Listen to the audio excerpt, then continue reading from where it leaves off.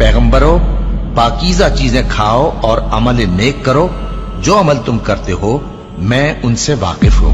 और ये तुम्हारी जमात हकीकत में एक ही जमात है और मैं तुम्हारा परवरदिगार हूं, तो मुझसे डरो। फिर लोगों ने आपस में अपने काम को मुतफर्रिक करके टुकड़े टुकड़े कर दिया।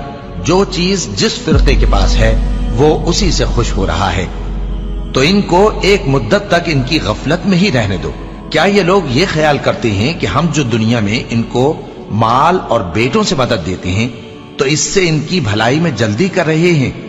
नहीं, बल्कि ये समझते ही नहीं। जो लोग अपने परवरदिगार के खौफ की वजह से डरते हैं और जो अपने परवरदिगार की आयतों पर ईमान रखते हैं और जो अपने परवरदिगार के साथ शरीक नहीं करते और जो दे सकते हैं देते हैं, जबकि उनके दिल इस बात से डरते रहते हैं कि इनको अपने परवरदिगार की तरफ लौट कर जाना है।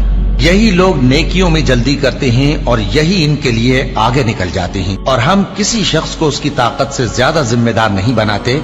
और हमारे पास एक किताब है जो सच सच कह देती है और इन पर जुल्म नहीं किया जाएगा।